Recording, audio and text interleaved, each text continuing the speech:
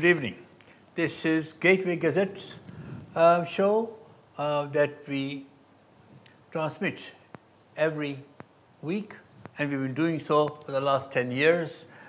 This is Gateway Gazette and the Gateway Television's weekly show, and we welcome you all amongst our midst. Those people who are watching it for the first time, we want you to know that we have been on air every Thursday evening for the last 10 years, and our main purpose of the show is to highlight the persecutions of Christians throughout the world, especially in Pakistan. And these days we are thinking about and praying for the persecutions of Christians in the Middle East. Why do we do this show? And as I said earlier on, we are the voice of the voiceless. Through our show, we have had great success in bringing about change in Pakistan in a very small way. And the examples are making sure that the Hindu marriages are recognized, and lately Sindh marriages in Punjab. These are some of the things that we do. We challenge Pakistani government, we challenge Pakistani people, we challenge Pakistani leaders, and we make sure that our voice reaches those places where people make decisions and where people form opinions. We are not very popular, we don't want to be popular, we tell the truth, and this is where we need your support, and thank you for watching us today. Today's show is to do with Middle East. Today is the time when we are talking about and thinking about Middle East. President Trump planning to send missiles in Middle East, on Syria, with Theresa May having had today's cabinet meeting lasting many hours, and saying that she doesn't have to go to the parliament to seek permission to join with the Americans, with the France and America and Britain on one side, and the rest of the West to follow. We see a lot of problem brewing up in the Middle East. And when these problems brew up, who suffers most? It is the minorities that suffer most. Christianity started 2,000 years ago from Middle East, and today there are less than 3 or 4% of people across all the Middle East who belong to that original faith, Christianity, and they're fast dwindling. Every country in the Middle East, except for Israel, has given problems, has caused problems to Christians in their midst. Where in Lebanon there was majority, now it's minority. Although it's relatively safe to live in Lebanon these days, then of course is in Iraq, in Syria, in Iran, or in Egypt. Egypt, of course, is one of the hotspots of fundamentalism these days. Even if the government there is liberal or is trying to protect the Coptic Church as much as is possible. Today our thoughts will be, is there future of Christian church in Middle East? And of course I have with me John Bosco, who is an anchor in his own right. But before I engage John Bosco, I have to welcome all new viewers amongst us today. Maybe this is the first time you're watching us. Hopefully you'll stay with us for the entire show. Those people who are visiting from overseas are amongst their loved ones. They're watching us. Our program can be watched on YouTube. We can watch it on YouTube. It's a live show. It can be watched all over the world on YouTube. And especially today we welcome our visitors, Mr. Wilson Khan and Mrs. Soraya Khan from Philadelphia. Bhai Saab and Sister Ji, we welcome you in our midst. So, John, what is the church, what is the future of church in the Middle East? Well, Dr. Saab, you updated already in your introductions that the Christianity is declining across the Middle East, and this is from the last 30 years. And you rightly mentioned there was a time that Christianity is not something that people move from Western countries. The Christianity was there from the last 2000 years. But unfortunately, there was a time that the Christianity was 12 million Christians lived in Middle East. But now I have some census, and then I would like to share right now in Syria, the total population the total population right now is 18.1 million. The Christian percentage is right now 5.9%. Greek Orthodox 400,000, and Malkite is 120,000, and Armenian or Orthodox, they are 100,000.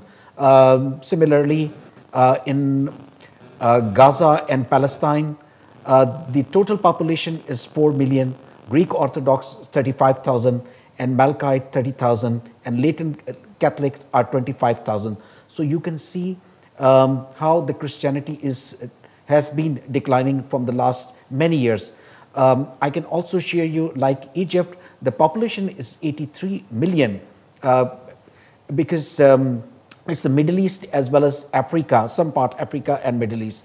So the total population is 83 million. The Coptic Christians are 7.5 million. Greek Orthodox 350,000. Coptic Catholic 200,000, and Protestant 200,000. Iraq was deprived country, including non-Muslim. It was a total population was 27 million. It's a old data, but the Chaldean 350,000 to 500, Armenian Orthodox 32,000, 50,000, Assyrian 30,000. Jordan, regarding Jordan, as elsewhere in the Middle East, the number of Jordan Christians has been declining. Jordan's attitude towards Christian had been relatively tolerant. That changed in 2008 with the expulsion of 30 Christian religious leaders. Total population now is 5.5 million, Greek Orthodox 100,000, Latin 30,000, Malkite 10,000, and Protestant evangelical 12,000.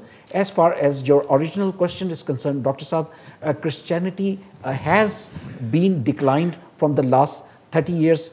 But as far as future is concerned, I can see the future, because the future is also dependent, especially the changes in Saudi Arabia is taking place. You know, the Saudi Arabia, their mega projects, mega cities, especially their dream, their Prince Salman dream for 2030. I think that will change the entire Arab, and that will open the avenues for the Christianity. You never know, there might be possibility that you will see in a couple of years that they will give the permission to the churches to open their churches in Saudi Arabia. So I can see their future, but as far as these 30 years, definitely it's declining. I think what we've seen in the last few years in the Middle East is complete realignment of churches, because gone are the days when people would say, I'm Catholic and I'm Coptic and I'm a Protestant. I think because of the need to survive, what has happened is that people have forgotten their schisms and their own identity as it used to be, and they are now together. And I think that has brought one church to become one body of Christ. And I think if there is anything to find good about this, this is one of the things. Previous to these crises that we have, not that it has been a good thing, but I think one has to pick up from the rubble whatever we can to make sure that becomes a ray of hope. So next we go to what is going to happen. People in Syria, people in Iraq, people in Egypt, people in Iran, especially Christians, they find it impossible to leave their countries as compared to their Muslim counterparts. The reason is most of the people who make the decision about their leaving are Muslims. And naturally, they will never allow anybody else except their own people to leave. So that makes it impossible for Christians to leave. And that is where our responsibility, and we'll come to that, as to what should we do in this, in this particular situation. But I think we need to understand the whole issue of where do we see our responsibility. Does it finish tonight with praying alone? Or can we help those people, maybe adopt somebody through the system, through the Adopt a Child program, and there are many. I think not doing anything, not taking an action is not an option.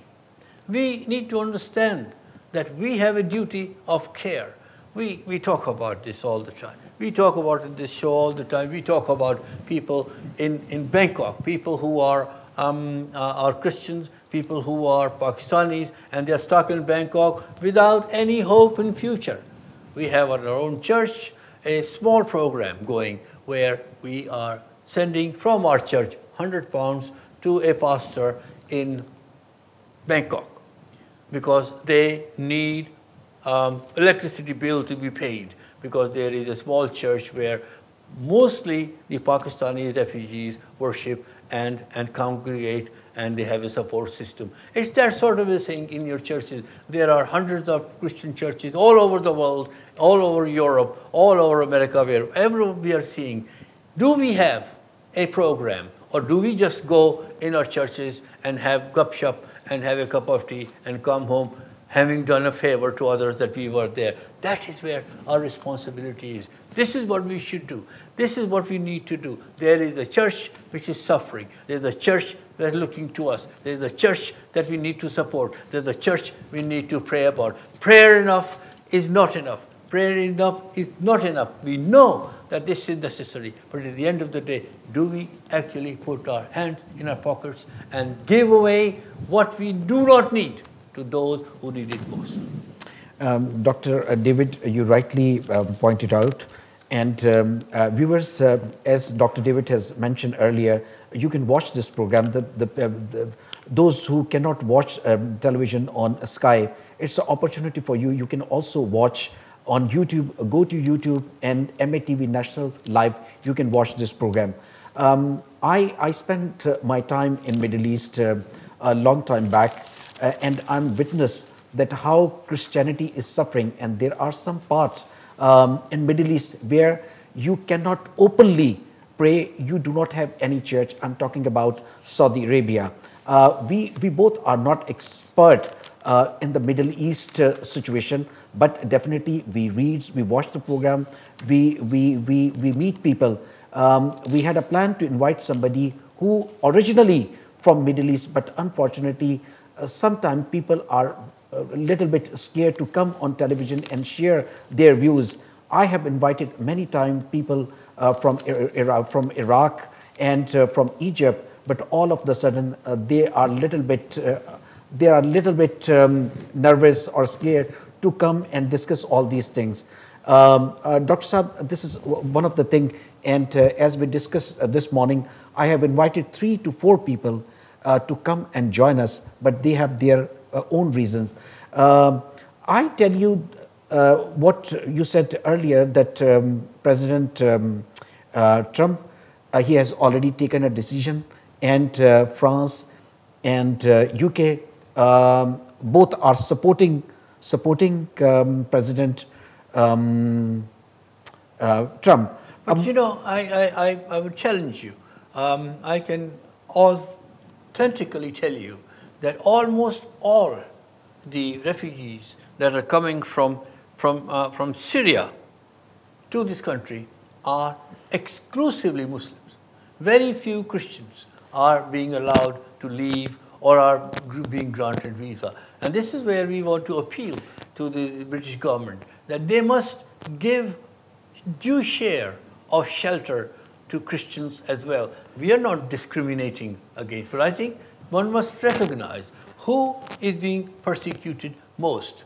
When the persecution takes place as an ethnic issue, it's different. But when the persecution takes place as a religious duty, then it is the most vile, and it is most horrific form of persecution.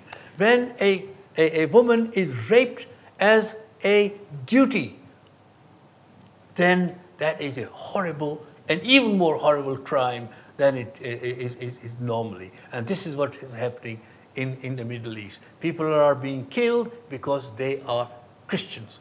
People are being killed because they are Armenian. They are not being killed because they have a different point of view politically. It is because they are not Muslims. That is the problem, and that's where we need to address the whole issue with those people who are Muslims and are in leadership positions. Islam is a religion of peace, and those people who have not read it, I think I advise them to read the Quran and ask them to find out where all is written which is being practiced in Middle East today. Viewers, if you remember that when President Donald Trump, when he was not elected, during his interviews, in many speeches, he mentioned about the Syrian Christians, and he openly, there are some interviews which are available right now on YouTube. In his interviews, he already stated that he's happy to give opportunity to the Syrian Christians to come in USA, but we did not see any open policy. Dr. David, my question to you, it's a very, very important question, that USA and Western countries should be on the side of President. Do you think that USA and Western countries should be on the side of President Assad and Russia?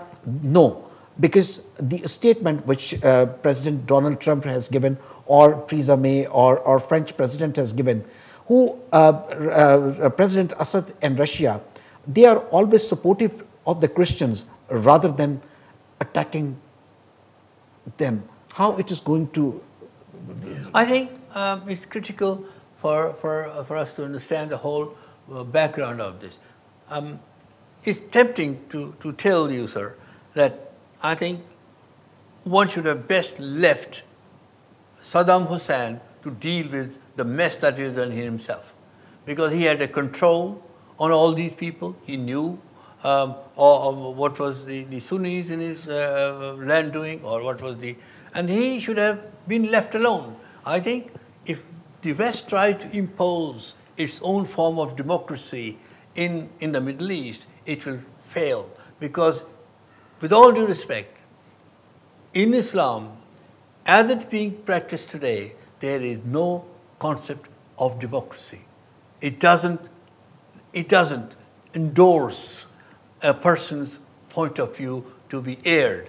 Unless we can speak up about our own opinion, which may differ about the others, democracy cannot flourish. So you cannot say there will be a democracy in the Middle East for a long time to come, because there is so much intolerance about other people's view, because everybody will kill anybody else if he hears an opinion contrary to himself. There must be a debate to allow us to flourish, and that is the problem in Islam these days, especially in the Middle East, and of course I'm sure in Pakistan, where people are not allowed to debate the issues to do with religion, to do with persons, personalities, to families, to customs and future. They are not allowed to, and that is what is stopping things from happening. So to answer your question, John, I believe that it would have been proper that everyone who was doing their own thing in Syria properly should have been left alone. And I think it is quite clear that President Assad, who is good to Christians, at least as it looks, but if he is killing his own people, with all due respect, killing his own people, if President Assad is killing his own people, or allegedly killing his own people with chemical weapons, I think the West response is correct. Mm-hmm. And West response should be decisive, and it should be fearless, and it should be measured. And I'm sure that as I was hearing the news as I was driving in, that the Royal Air Force is an expert in making sure that little collateral damage takes place when they are exercising their duty as possible, as little as possible. And we pray for those people who are today finding themselves in the crossfire of hugely powerful adversaries.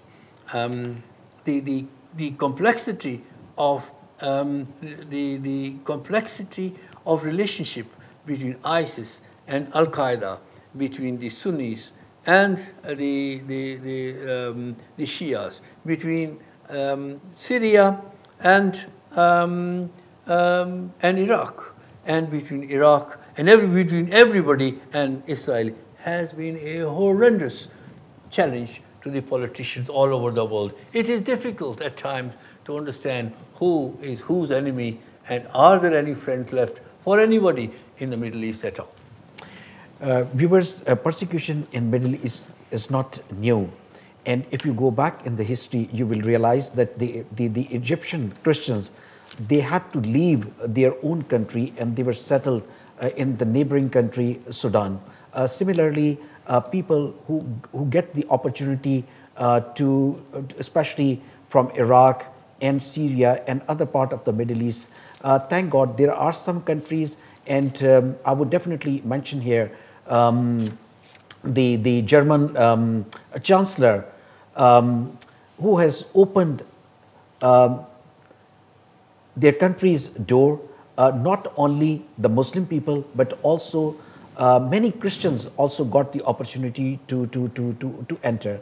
So I think, Dr. David, now the question I have, I think before we go for a break, we still have a time to discuss about the Christian refugee from the Middle East.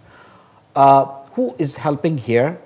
What is our responsibility? How we can support them?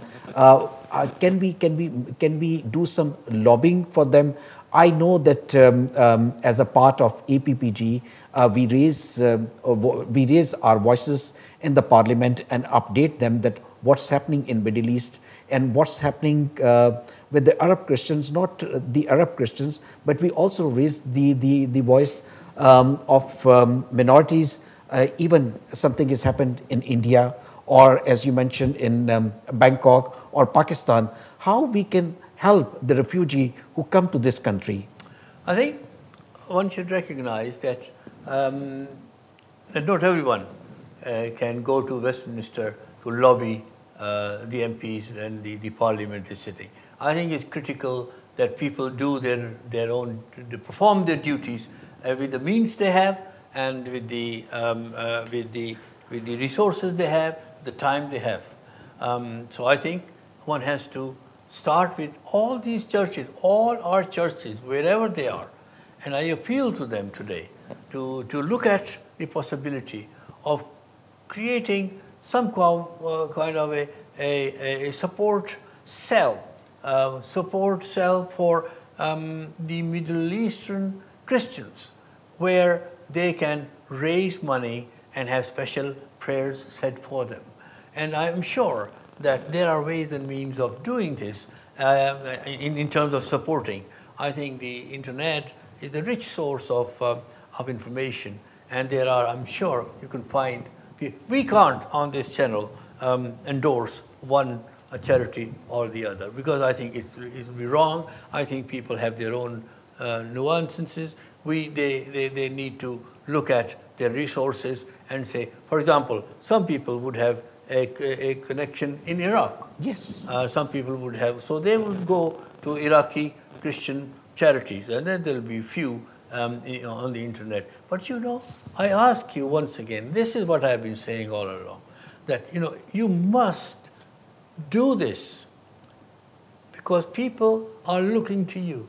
I think it's critical for us to pray for those who are in need. But those people who are in need, and what are their needs? The needs is food, the need is clothes, the need is medicine, the need is shelter. to say a few.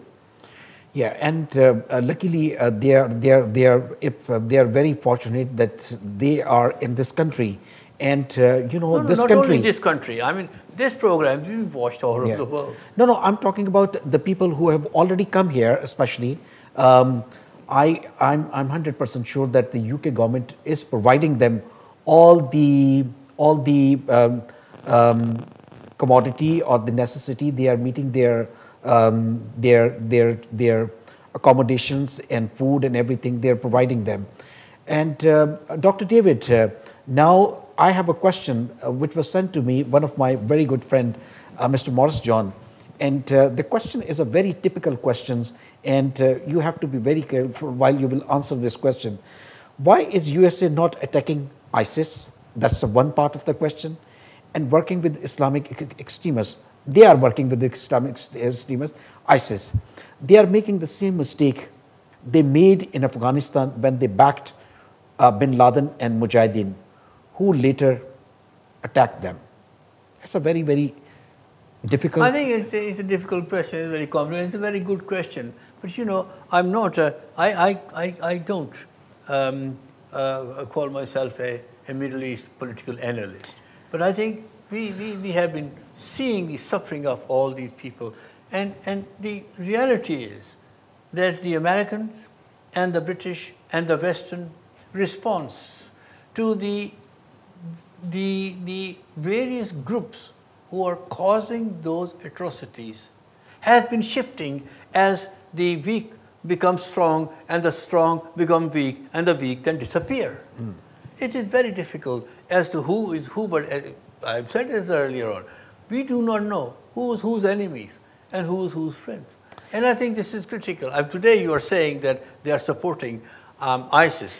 I'm not so sure. I'm not saying, I got the question here. I got the question from somebody sent to me. That's right. Yeah. But I would most respectfully say that I don't believe that the Americans really know what they're doing. Nobody knows what they're doing. It's very difficult to know. There was ISIS, and then there's Al Qaeda, and then there are people from extremists from Lebanon. No. The question, I think it was misunderstood. The question is, why is USA not attacking ISIS and working with Islamic extremists? So this is the exact question. The issue with the British and the Americans is humanitarian. I believe, in this sense, I am sure of what I'm saying. And I'm saying very simple. The Americans and the British and the French will not attack a thickly populated area where they believe helpless civilians and children are. They will not. The Americans will not willfully attack the hospitals. The cowardice of the terrorists and the ISIS and the other people who are in this particular category is that they find refuge in the houses, in the churches, in the mosques, in the schools where children are, where the governments, especially the Western governments, cannot attack them. Viewers, after the break, we will also open our telephone line. It would be an opportunity for you. You can raise a question, you can give your feedback, and you can also have any concern about the Christians, especially because we do our shows based on Pakistan's persecution and some other part of the world. But today we are very much focused on the Middle East situations. So if you have any question and if you have anything which you want to discuss with us, please by all means call us after the break. We are going for a break. When we will come back from the break, we will continue our discussion. Thank you.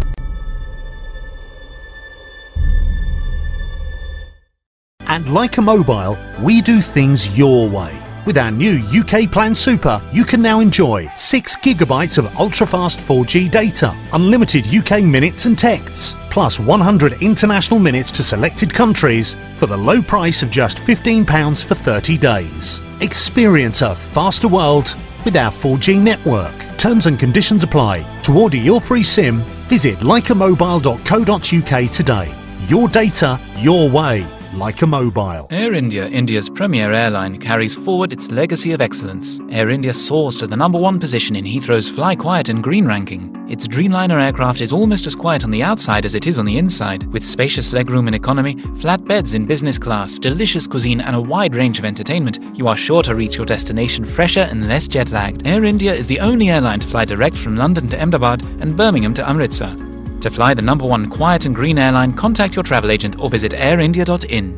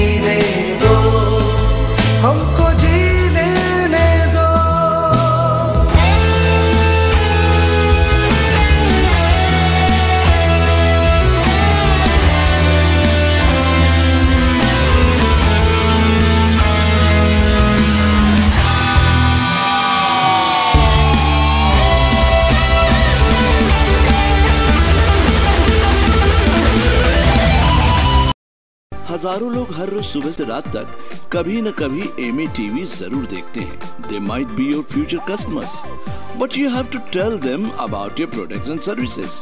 Let's grow your business with MA TV. Advertise, promote and market your product and services on MA TV.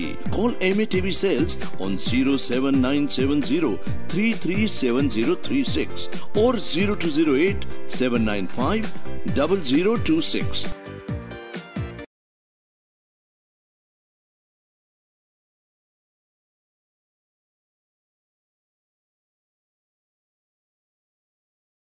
Welcome back, viewers. thank you very much for staying, and thank you very much for watching this program. And we welcome to our new viewers, and especially who just switch on their televisions. Before we, our telephone lines are open. You can call us, you can update us if you have any feedback regarding our program, and if you have any issue, or if you need to discuss anything about the Arab Christians, please by all means call us. Today, I have a book. You can see here, this book is written by Mr. Azam Miraj, Shane Sabzo Safed. This book is a very comprehensive book, and we would recommend every person to please read this book.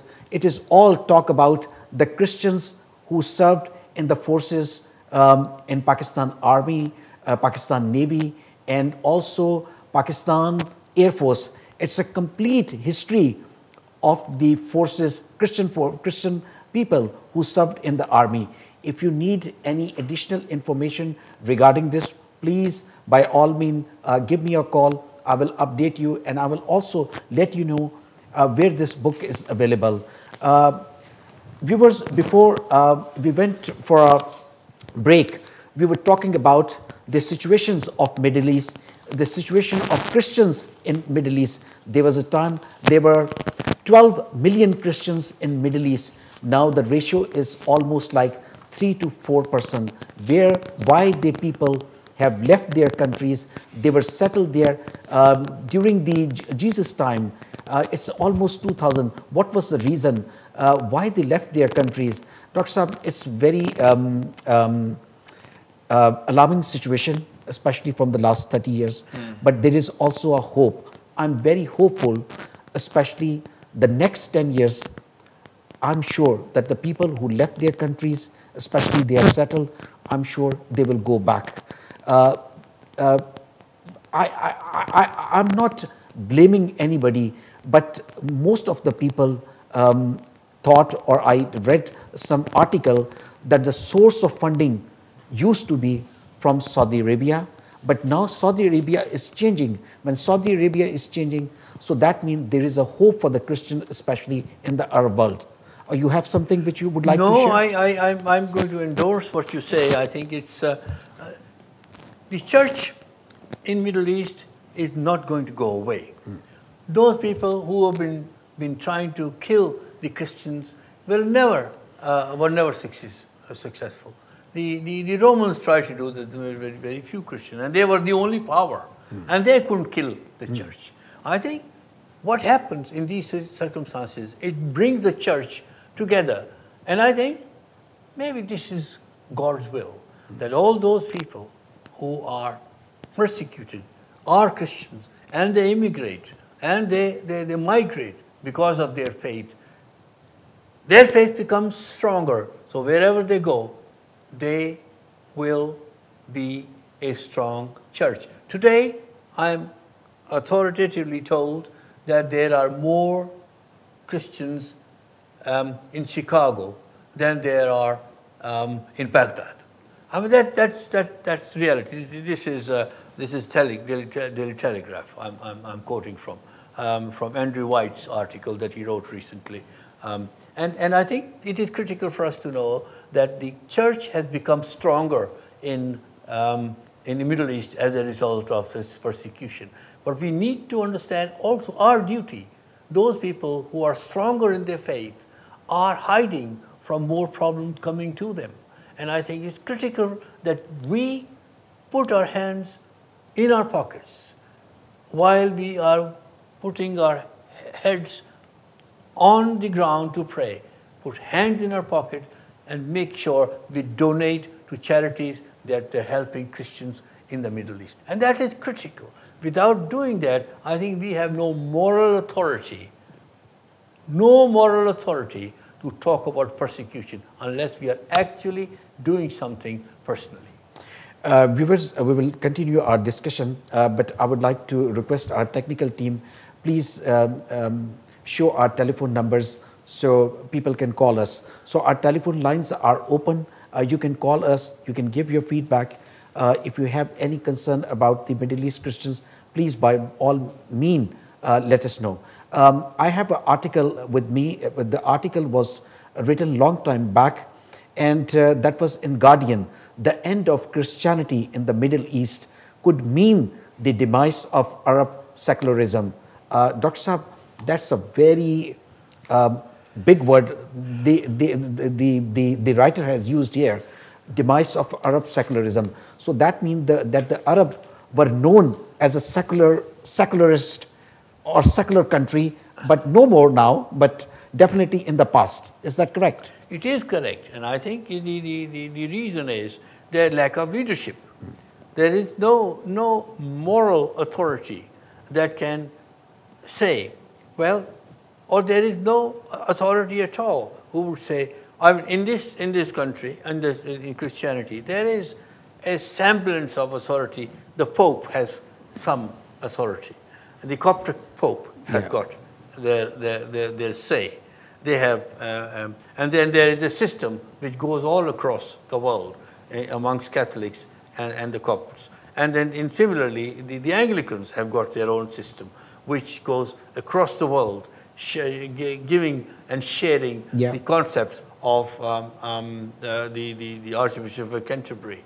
And they are good people, and they are respected people. And there is nobody in the Muslim world which can say, well, look, I am the moral voice of the people of this part of the religion. And I think that is critical. People must understand that there is a lack of leadership. There's a lack of credible leadership in the Muslim world, which that gap needs to be filled. And they're good people. And I know a number of them, good people, but they are silent sufferers and they're silent watchers of the atrocities. They must speak up against what atrocities are. They must speak up against the injustices which is going on because, you know, today it is the Christians. Tomorrow it will be their sect. It will be their part of their religion. Well, Dr. David, you are talking about the Muslim leadership. So far, I remember when Saddam Hussein, when he was alive, and if you go back 20, 30 years back, or even a little bit more, you know, there was no any discrimination or persecution with the Christians. What was the reason? He was a Muslim leader, but he was very kind with the Christians. And even his deputy prime minister, Tariq Aziz, he was a Christian. And there were many people who were working for the government. Yes, but again, the problem with Islam today is that they have forgotten the Quran. They don't read Quran. They don't know how to read. They do not know what is written in Quran because it's written in Arabic. And they don't know Arabic. I think it's critical that the leadership of the Muslim leadership should make people read Quran in the language they understand and allow the understanding to improve so that they can understand what is written in this holy book. What is written? What was the message of the great prophet? This is not, the message is not being heard because the message is not understood because you can't read. Earlier you mentioned about the authority and the power of Coptic Pope. Yes. And I tell you, I just wanted to share my story. I got the opportunity to see Coptic Pope last year. Me and my wife, I met him last year in May. And when somebody has introduced me, that was Bishop, Coptic Bishop here, he introduced me there. And when I told him that I'm Christians from Pakistan, he was so excited, he was so happy. And he asked me that how many Christians are in Pakistan? That was his, and he asked, what is the situation, how they are.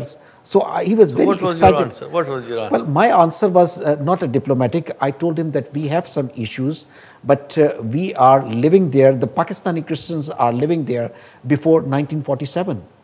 So our forefathers are there. We have some issues, but the situation after 86, when President Zia came, it's a little bit different situation, but we have a hope that the situation will get better. Well, so I mean, we always have hope. In Pakistan, I have been saying all along, since the last 11 years, that although the persecution against Christians in Pakistan is on the increase, because one party tries to outsmart others by being more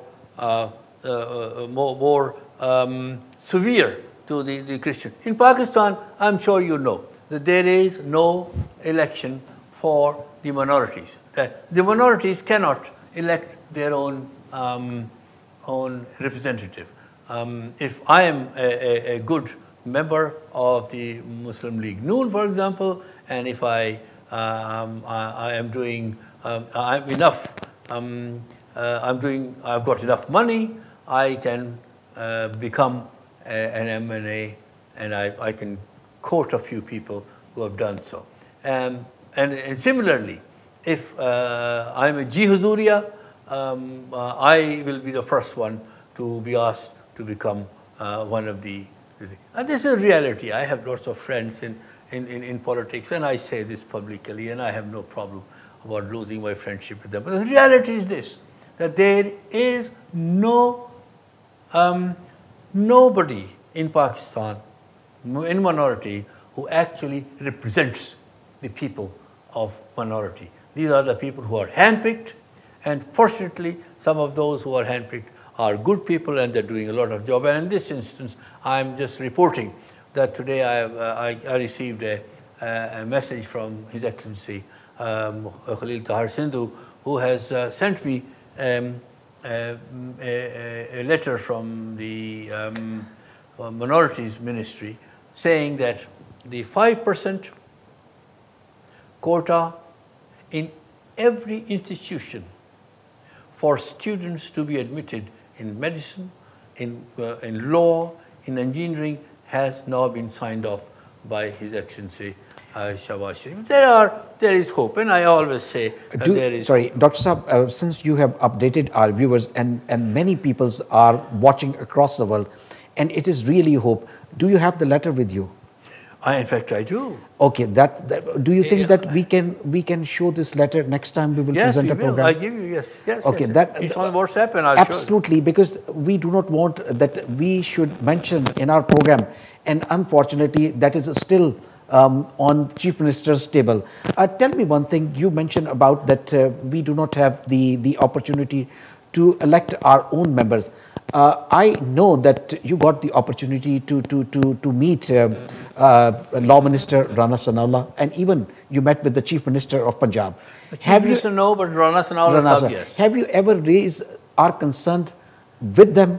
I think I can report that I was having dinner with the Law Minister in Punjab, and I'm grateful to His Excellency Mr. Sindhu, who arranged that. And it was very frank, one-to-one. We were eating almost the same menu on the same table. And I asked him, when will you denationalize Murray College and Gordon College? So he said, oh no, sir, chhado, tusi ki karna hai? मैं कहा sir, लेकिन वो तो साडा है. Oh नहीं sir नहीं, वो बात क्यों गल करांगे? मैं कहा सर, तुसी लॉ मिनिस्टर हो, तो तुसी ਤੁਹਾਨੂੰ ਪਤਾ ਹੈ ਕਿ ਜਿਹੜੀ ਚੀਜ਼ ਮੇਰੀ ਹੈਗੀ ਹੈ ਉਹ ਮੈਂ ਤੁਹਾਡੇ ਕੋਲ ਮੰਗਣਾ ਪਿਆ ਹਾਂ. ਮੈਂ ਤਾਂ ਸਾਇਲ ਹਾਂ, ਮੈਂ ਤਾਂ ਬਿਲਕੁਲ ਇਸ ਤਰ੍ਹਾਂ ਹੀ ਆ ਸੀ. ਮੈਂ ਕਿਹਾ ਜੀ ਸਾਡੀ ਕਮਿਊਨਿਟੀ ਜਿਹੜੀ ਹੈ ਕਮੀਆਂ ਦੀ ਕਮਿਊਨਿਟੀ ਹੈ. ਉਹ ਤੁਸੀਂ ਨੌਕਰ ਆ ਸੀ ਤੁਹਾਡੇ, ਤੁਸੀਂ ਸਾਨੂੰ ਨੌਕਰ ਬਣਾ ਕੇ ਰੱਖਿਆ, ਥਰਡ ਕਲਾਸ ਦੇ ਸਿਟੀਜ਼ਨ, ਲੇਕਿਨ ਜਿਹੜੀ ਸਾਡੀ ਚੀਜ਼ ਹੈ ਤਾਂ ਵਾਪਸ ਕਰੋ. ਕਹਿੰਦੇ ਜੀ ਉਹ ਨਹੀਂ ਮਿਲ ਸਕਦੀ. ਕਹਿੰਦੇ ਜੀ, ਮੈਂ ਕਿਹਾ ਜੀ ਕਿਉਂ? ਕਹਿੰਦੇ ਯਾਰ ਜੀ ਇਲੈਕਸ਼ਨ ਆਉਣ ਰਹੇ ਨੇ ਤੇ ਉਸ ਤੋਂ ਬਾਅਦ. ਲੇਕਿਨ having said that, this is just incoincident, and this is a very important news I'm giving you. I need prayers from you in the next 2 weeks, because we are going to take serious action to denationalize our 2 colleges in the next 2 weeks. We need your prayers. All legal actions, all to do with what is rightfully ours, and we believe that we are in the right situation with a good Chief Justice to who will, I'm sure, God-fearingly decide in our favor. But I think we need to be mindful of the competition and all the disturbance that will cause in the cities of Sialkot and possibly in Rawalpindi. We need to pray for those people who are bent upon creating problems so that God may soften their hearts, so that we need to have something that belongs to us back under our control. And we're not going to take these colleges out of the country. We will make them outstanding institutions as we have done in case of FC College. Viewers, in our private meetings and many times myself and Dr. David, we receive calls from our viewers, our friends. They always complain that we do not open a telephone line. We have opened a telephone line. It's almost after break time, but we did not receive any call. So I think it's a time for you. If you have any questions, please by all means call us. Dr. David, we have discussed a lot, almost like 50 minutes, the situation of Middle East. And we were hoping that somebody will call us from our viewers and update us, but unfortunately so far we didn't receive any call. Now I would like to discuss with you the situation of Pakistan. The situation of Pakistan is very fragile once again. If you remember that the new organization, the Islamic organization, which is Tariq Labbaik Ya Rasul Allah, which is called TLYRA, it's a short form. Spokesman Sheikh Azhar told the Express Tribune that the dialogue between the government and the party will resume shortly. If it fails, the party will chalk out a strategy for a peaceful countrywide. What does it mean, the peaceful protest? We have seen the peaceful protest last time, and yes, Faizabad, and both cities, Islamabad and Rawalpindi, that was paralyzed. And their demands were very high, and unfortunately the government has accepted all the demands. How it is going to, how this situation is going to be controlled? I think, as I said earlier on, John, that every mullah tries to be more right-wing than the other mullah. When it comes to talking about Christians or minorities, one extremist is not enough, because the other extremist will be more extremist than the first one. And so it goes on. People who are in the position of power are afraid of the power of mullahs in the street. And I think this is what has been proven in Faizabad. And now, of course, as far as I'm aware, those two people had an arrest warrant on them. Yes, and it is also instruction from the Supreme Court. Court. Sorry, Islamabad High Court. That's right. And have they been caught, John? No, unfortunately, nobody. The reason is not because, I mean, these are people who don't have sort of resources to leave the country. The police is just too afraid to catch them. And I think this is the tragedy of this situation. People who are the most loyal, people who are the most trustworthy, people who were in the subcontinent before the invasion by Muslims of the subcontinent, they are considered to be third-class citizens. And those people who happen to not being able to read Quran properly are doing all these things in the name of Quran. And I think this is the problem, this is the tragedy. But my question is that, Dr. David, where is government rate, where is governance, where is police, where is law enforcement agencies?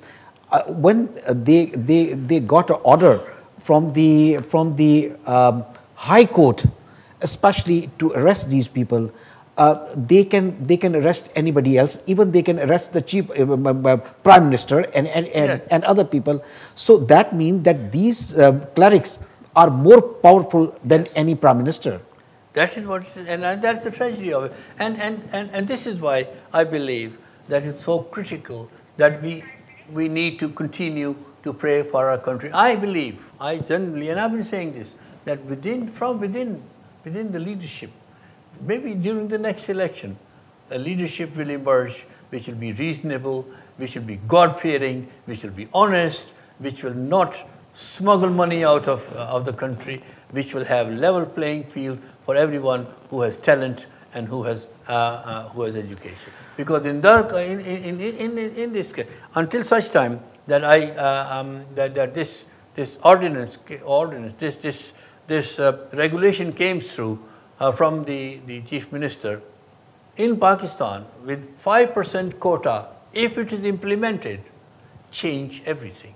And that has been the prayer, and that has been the direct result of your prayers. Yes. It's got nothing to do with the politician. It's got nothing to do with the leaders. It is to do with the prayer, because our God is a faithful God.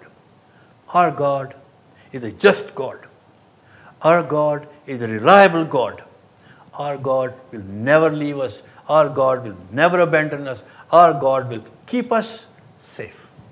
And viewers, and our God is a God of miracles. Our God is a God who can do everything.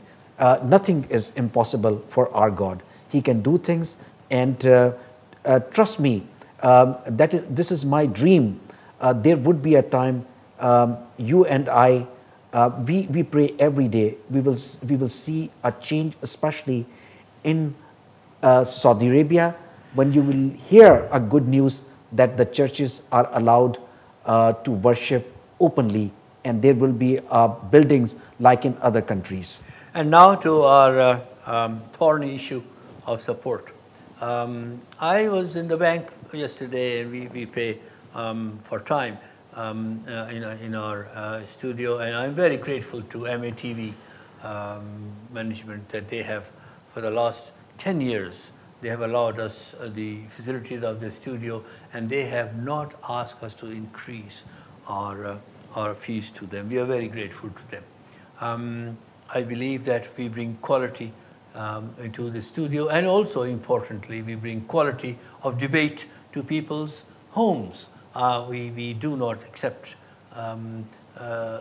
any donation with strings attached. People who come here, they don't have to pay. If you want to run this program on your own mission, you come and kindly talk to John. We'll give you 1 hour free, 1 hour free. But kindly look at the details of our account. We need your help. £10 per family per month will take us through for the next 10 years. God be with you. Look after yourself wherever you go. Remember, there are people who are looking for your help. God bless you, and all the very best to you. See you next Thursday. And I would like to pray for the persecuted Christians, especially in Middle East and in Kashmir, in Pakistan, and everywhere. God be with them and protect them from all evil, and God save them from everything. In the name of Jesus,